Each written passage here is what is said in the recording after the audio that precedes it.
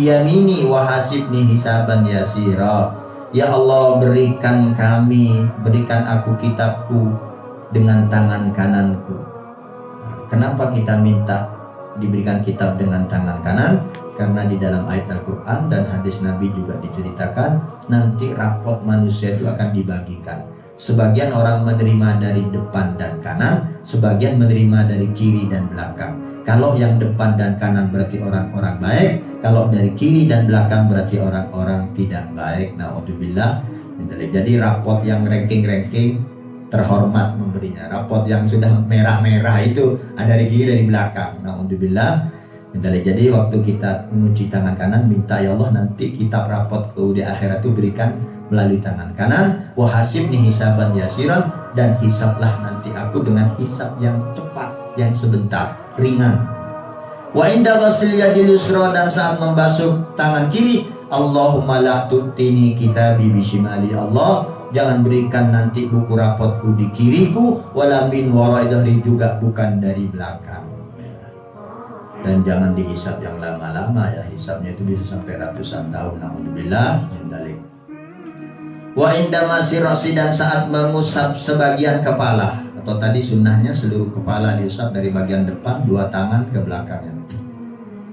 Allahumma harrim sya'ri wa bashari ala nar. Ya Allah, haramkan rambutku dan kulitku dari neraka. Haramkan, jangan sampai rambut dan kulitmu masuk neraka. Amin. Cukup ya, rambut dan kulit gak masuk neraka cukup, berarti orangnya juga gak mungkin masuk neraka gitu. Wa inda masil udhunain, saat mengusap kedua telinga, Allahumma ja'alni minal ladina yastami'una al-qawla fayattabi'una ahsana. Ya Allah, jadikan aku termasuk golongan orang-orang yang mendengarkan perkataan dan mengikuti yang terbaik. Maksudnya ya Al-Quran dan hadis atau kalam salaf, nasihat salaf ulama, itu mudah-mudahan mau mendengarkan dan mau mengamalkan. Ini waktu mengusap telinga. Wa inda masir raqabah, dan saat mengusap leher. Nah, ini sunnah yang tadi tidak disebutkan ya. Allahumma fukka raqabati minan nar. Ya Allah, bebaskan leherku dari neraka. Wa ajirni minas salasil wal aghlal. Lepaskan, selamatkan dari rantai-rantai dan belenggu. Jangan sampai aku nanti dirantai dan dibelenggu. Kayak anjing leher itu diikat, itu di neraka kayak gitu ya. Manusia-manusia masuk neraka kayak anjing, diikat, dirantai. Na'udzubillah min dzalik. Jadi kita minta ya Allah, bebaskan leherku. Jangan diikat, jangan dirantai. Itu orang-orang yang masuk surga itu jalan gagah ya, terhormat, dikawal malaikat, enggak digeret. Kalau yang ke neraka itu digeret, begitu di pengadilan atau di mizan salah langsung geret gitu. Tapi kalau yang ke surga enggak, jalan dikawal malaikat. Wa inda ghuslir rijlain, dan saat mengusap kedua kaki, Allahumma tsabbit qadamayya ala sirati yauma tazillul aqdam. Ya Allah, mantapkan kedua telapakku di atas siratul mustaqim saat telapak-telapak orang pada tergelincir. Yauma tazillu, pada hari tergelincirnya kaki-kaki orang. Siratul mustaqim itu yang sudah saya ceritakan sebelumnya, semua orang pasti melewatinya. Kecil, besar, dan tajamnya itu tergantung amal masing-masing. Jadi banyak orang tergelincir. Kalau tergelincir berarti masuk neraka, karena di bawah siratul mustaqim itu adalah neraka. Maka kita minta kepada Allah saat mengusap kaki. Kenapa? Karena memang ya kita walaupun nanti itu ada yang merangkak, ada yang berdiri, ada yang ngesot, macam-macam sesuai amalnya, tapi kita gunakan permintaan telapak kaki ini adalah kita ada termasuk orang yang jalan berdiri dan selamat, tidak tergelincir ke neraka. Amin Allahumma. Wa yaqulu ba'dal faraghi minal wudu, dan setelah selesai dari wudu membaca doa. Wa huwa mustaqbilul kiblat, dengan menghadap ke kiblat. Rafi'un yadahi, mengangkat kedua tangannya. Jadi setelah keluar dari tempat wudu itu hendaknya cari arah kiblat, lalu angkat kedua tangannya, lalu berdoalah. Ini doanya. Asyhadu an la ilaha illallah wahdahu la syarikalah wa asyhadu anna Muhammadan abdu wa rasuluh. Allahumma ja'alni minat tawwabin. Ya Allah, jadikan aku termasuk orang yang taubat. Karena kita semua punya dosa dan kesalahan. Kalau kita ditakdirkan taubat dan terima taubat kita, maka sebagaimana Rasulullah sampaikan, atta ibn adzan bikaman la dzanbalah, orang yang taubat dari suatu dosa seperti orang yang tidak pernah punya dosa.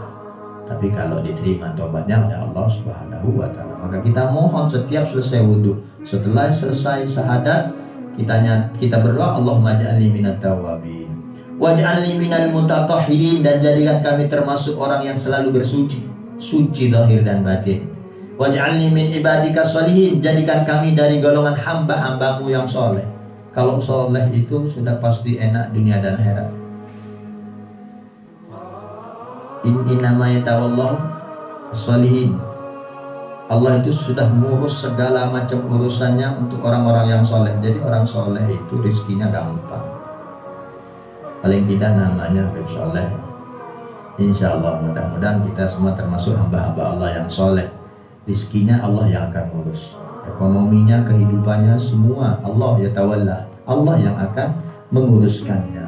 Jadi sebetulnya kita tinggal jadikan kita orang soleh, minimal anak-anak kita usahakan dididik di tempat yang sekiranya bisa jadi anak soleh. Tidak usah pikirkan ekonomi, bagaimana rumahnya nanti, bagaimana makannya, karena Allah dalam ayat Al-Quran yang sudah menyatakan yang akan mengurus orang soleh itu innama, ya, itu Allah yang akan mengurus nanti orang-orang yang soleh itu. Rizkinya akan datang sendiri. Ya, kita minta agar kita dimasukkan ke golongan hamba-hamba Allah yang soleh. Subhanakallahumma bihamdik, maha suci engkau ya Allah dengan segala puja-pujian untukmu. Asyhadu an la ilaha illa anta, aku bersaksi tidak ada Tuhan selain Engkau. Astaghfiruka wa atubu ilaik, aku minta ampun kepadamu dan aku tobat. Terimalah tobat kami ya Allah. Wa sallallahu ala sayyidina Muhammadin wa alihi washabbihi wasallam. Nah, ini doa setelah wudhu. Kita cari menghadap kiblat, kita angkat kedua tangan, menengadah ke langit, kita baca sambil melihat ke langit. Setelah selesai baca ini, usapkan ke wajah. Kalau bisa tambahkan Rabbi firli wali. Setelah itu kita tidak boleh pakai anduk, makruh, jangan dikeringkan. Jangan dikeringkan tangan basahnya ini semua. Karena itu yang terus akan meresap menjadi sinar nur kita. Dan bahkan dalam riwayat lain atau kalam salaf, ya, bahwa tetesan air wudhu yang setelah doa seperti tadi, tapi yang tidak kita ginikan, yang tidak kita jatuhkan, jatuh sendiri, itu Allah ciptakan malaikat dari tetesan-tetesan air kita itu. Dan itu malaikat akan istighfar dan selawat kepada orang yang wudhu tadi, yang baca doa itu. Nah, tapi kalau digini kan hilang, digini kan tidak, jadi tidak jadi. Nah, jadi makanya hukumnya juga makruh diandukin, jangan dikeringkan, karena itu pancaran sinar kita dari air wudhu tadi. Daripada beli istilahnya sekarang tonik atau apa untuk penjerah wajah, wudhu saja, lagi wudhu saja, jangan dikeringkan. Yang menerangkan wajah juga sholat duha dan sholat tahajud, itu juga membuat wajah ceria dan bersinar. Wa fil hadis, di dalam hadis, man qala dzalika, yang baca doa tadi setelah wudhu, futihat lahu abwabul jannati tsamaniyah yadkhulu min ayyiha syaa. Pintu surga yang 8 akan dibukakan untuk orang itu, dia boleh masuk dari pintu yang mana saja. Hadis riwayat Imam Muslim, hadis ke-234. Hadis Imam Tirmidzi ke-55, hadisnya dari sahabat Umar bin Khattab radhiyallahu anhu. Siapa yang baca doa tadi setelah wudhu, maka dibukakan 8 pintu surga, dia bebas masuk dari pintu yang mana saja. Wawarada, dan dalam riwayat lain, man dzakarallaha inda wuduhi tahharallahu jasadahu kullahu. Dan siapa orang yang berzikir kepada Allah, yaitu berdoa, baca syahadat seperti tadi, bukan zikir itu. Doa dan ada istighfar. Ada tahmid, tasbih, istighfar.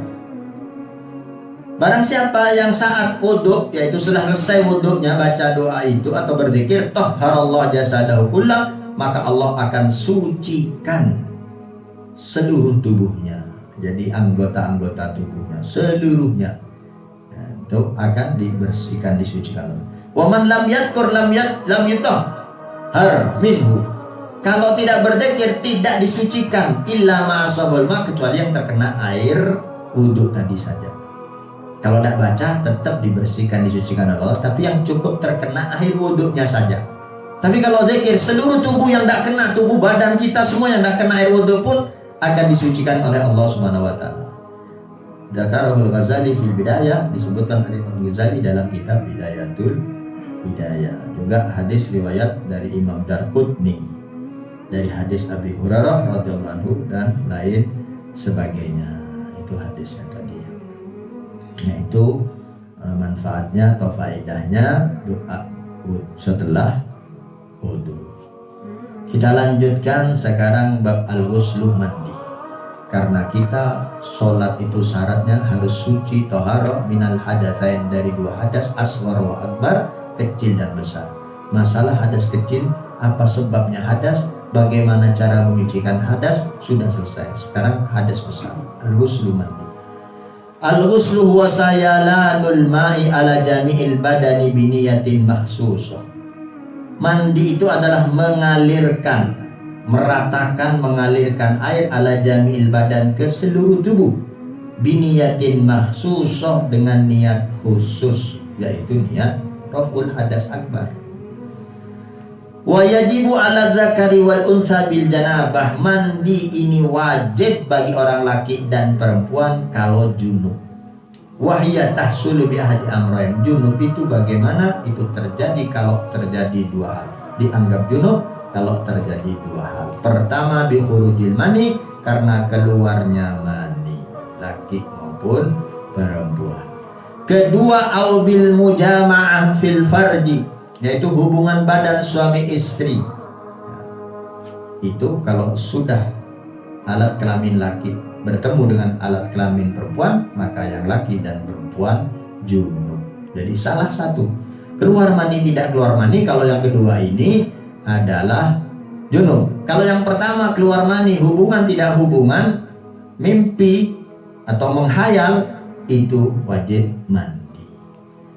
Wa yajibu aidan 'alal mar'ati inda tuhriha minal haidi wa nifas. Mandi besar itu juga, kalau tadi khusus tadi laki perempuan, ini yang khusus perempuan, yaitu saat suci dari haid. Setelah suci sudah tidak keluar darah baru wajib mandi. Wa nifas, suci dari nifas.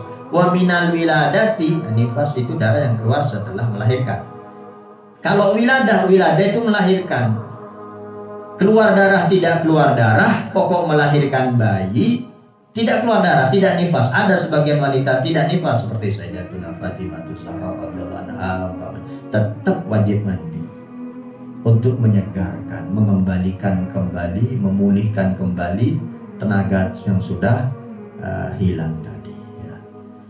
Walau mudghatan aw alaqah, walaupun tidak melahirkan sempurna manusia, mungkin karena hamilnya baru beberapa bulan saja, yang keluar hanya mudghah, yaitu segumpal darah karena baru proses hamil sebulan umpamanya, atau alaqah, segumpal daging karena hamilnya mungkin sudah 2 bulan atau 3 bulan, belum 4 bulan, masih alaqah. Itu juga tetap harus wajib mandi yang keluar, yang melahirkan tadi itu ya, walaupun bukan melahirkan bayi karena mungkin keguguran, itu tetap wajib mandi. Wa yusannul ghuslu li sholatil jumaah. Jadi tadi itu keluar mani, jima dan lain sebagainya wajib mandi ya. Wajib mandi. Kalau batal wudhu, buang angin, buang air besar, kecil, cukup wudhu. Karena kalau buang air kecil besar itu wajib mandi, wah mandi terus orang nanti kehabisan air dan kedinginan. Walaupun kencing dan berak itu najis, sedangkan mani tidak najis, tapi keluar mani itu keluar tenaga, lemas, jadi perlu mandi biar segar kembali. Itulah hikmahnya kenapa kok buang air kecil cukup wudhu, sedangkan keluar mani harus mandi. Walaupun secara akal harusnya yang keluar najis yang mandi, kalau keluar tidak najis ya tidak mandi begitu. Tapi kan Allah lebih tahu kapan kita butuh penyegaran, kapan tidak, kapan darurat. Kalau kencing setiap malam kita kencing 2 kali terus harus mandi, ya habis kita melempem. Wa yusannul ghuslu li salatil Jumat. Nah, ini sekarang hari Jumat. Sunnah mandi untuk sholat Jumat. Wa fi yaumil idaini, dan 2 hari raya sebelum pergi ke sholat hari raya. Walil istisqa, untuk mau sholat istisqa minta hujan. Wal kusuf, gerhana matahari. Wal kusuf, gerhana bulan ya. Itu sunnah. Kalau hari raya bisa dari malam ya, maksudnya dari maghrib, isya sudah boleh mandi niat sholat hari raya. Kalau umpamanya takut besok subuh nggak sempat mandi. Waliman ghassala mayitan, bagi orang yang memandikan mayit. Nah, kalau kita ini memandikan mayit, selesai mandikan mayit, kita sunnah mandi juga. Wallahu a'lam. Kenapa? Apa mungkin kita down waktu memandikan mayit, atau mungkin khawatir cipratan najis-najis atau apalah, jadi kita disunahkan mandi, pasti ada hikmahnya itu ya. Kenapa kita sunnah mandi setelah mandikan mayit?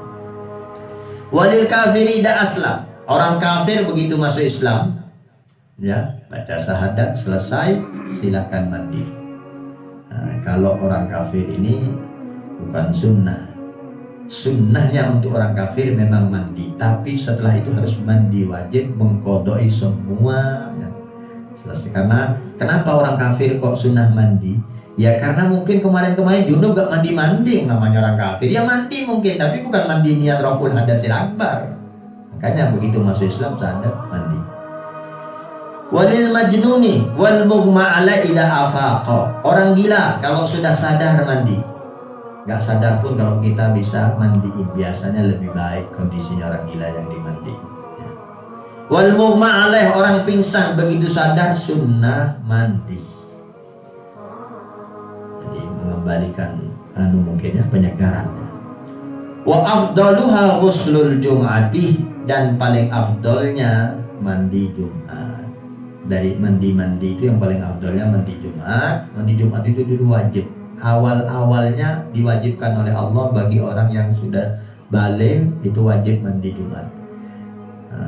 Kemudian dihapus wajib mandi menjadi sunnah dengan hadis-hadis yang lain yang isinya man ghassala, itu ghassala yang membuat dia mandi dan membuat istrinya mandi nanti dapat pahala gini-gini. Itu berarti kata ulama berarti sudah tidak wajib, sunnah.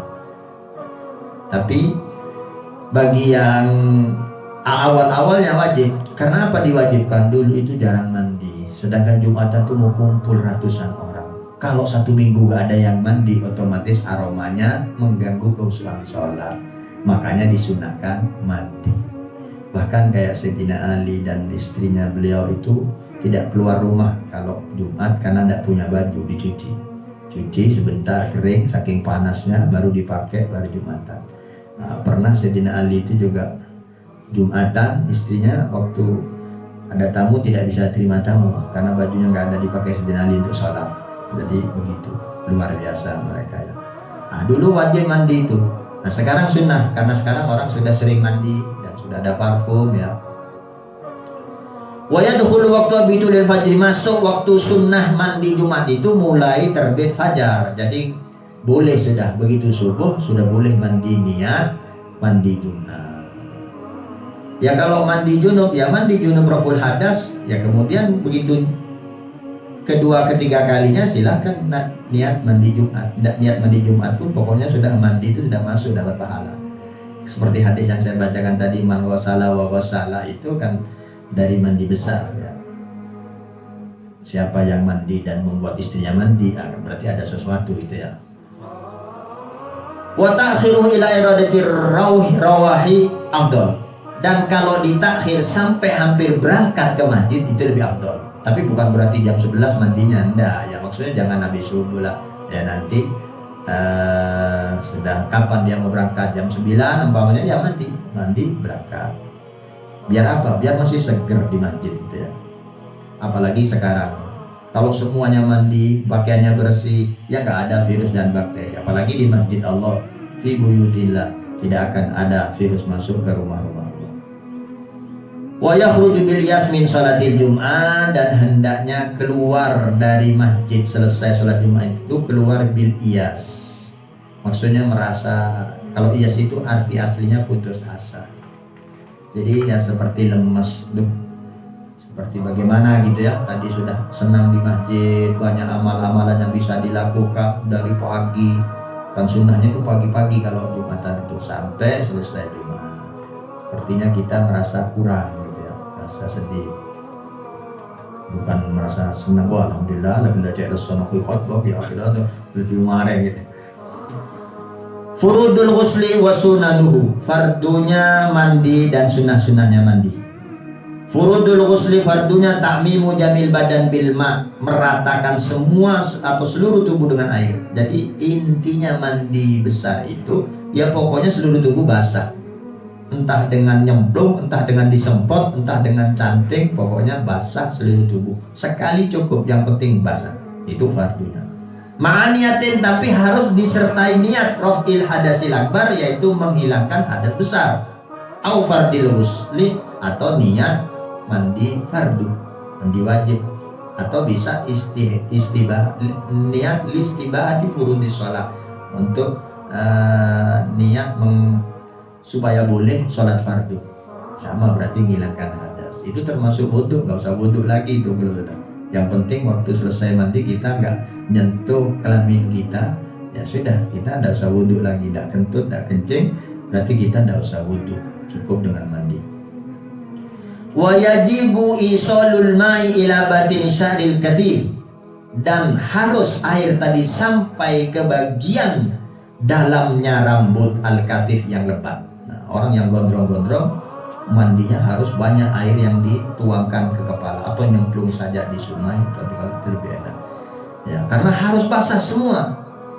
Kalau mandi junub, mandi besar harus basah semua. Kalau ada yang tidak basah, itu nanti tidak sah. Kalau tidak sah, sholatnya terus-terusan tidak sah.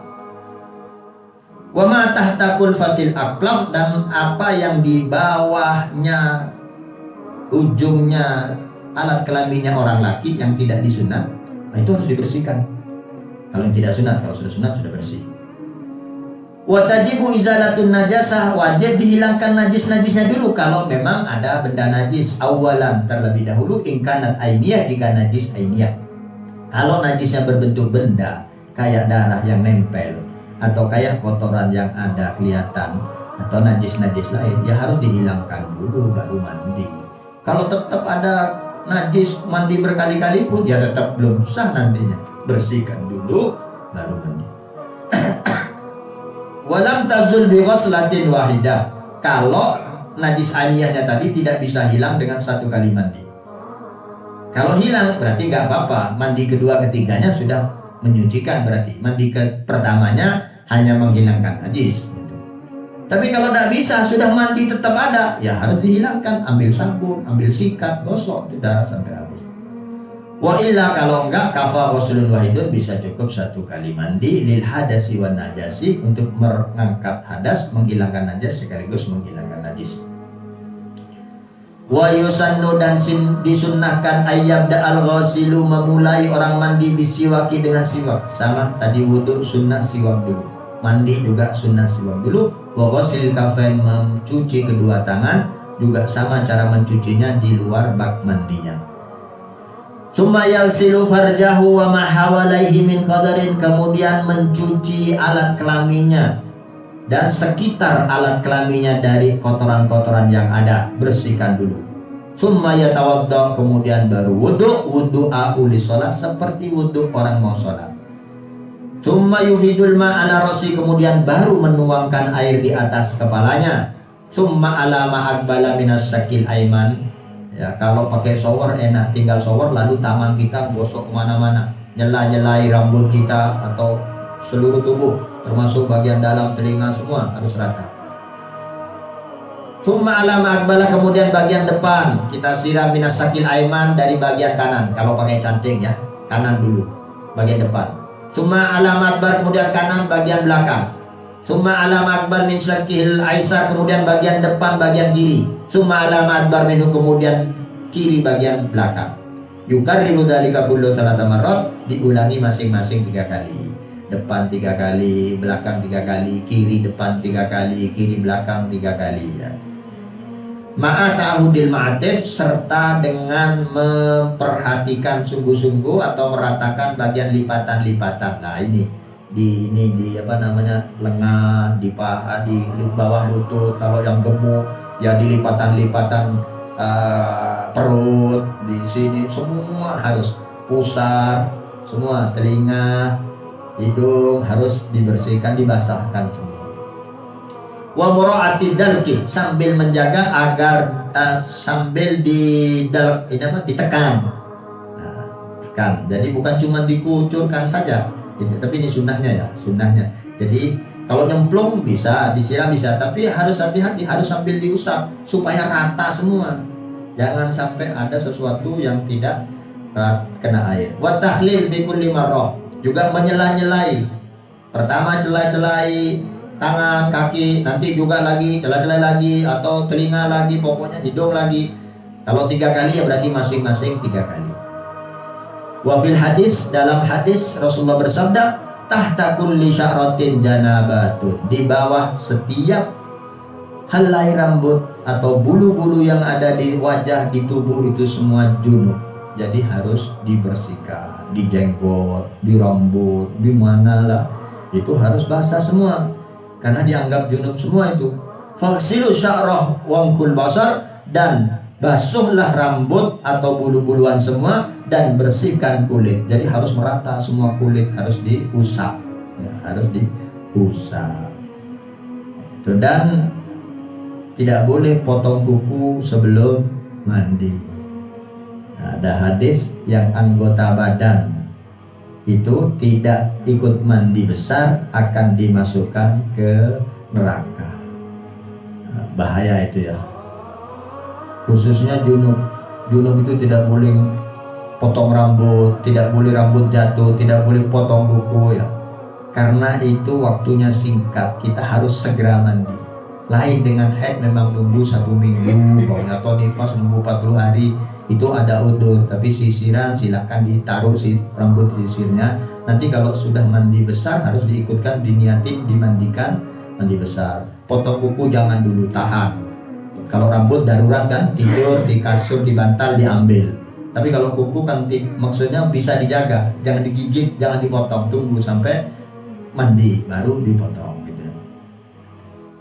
Rawahu Abu Dawud, juga riwayat Imam Tirmidzi dari hadis Abi Hurairah radhiyallahu anhu. Wallahu a'lam bishawab. Mudah-mudahan kita mendapatkan barokah, dapat sir, dapat madat dari pengarang, dari para guru-guru pengarang kitab ini, dari guru-guru kita semua, dan kita mendapatkan atau diangkat derajat kita oleh Allah Subhanahu wa taala, dihapus dosa kita dan dimasukkan ke golongan-golongan as-shalihin, golongan-golongan yang mudah-mudahan kita dianggap orang yang mengamalkan hadis tilbul ilmah minal mahdi ilal lahdi. Dan mudah-mudahan kita dikabulkan hajat kita, mudah-mudahan kita diberikan sehat walafiat, dan keluarga kita semua dijaga dari semua yang tidak kita inginkan. Ada hati yang Fatihah.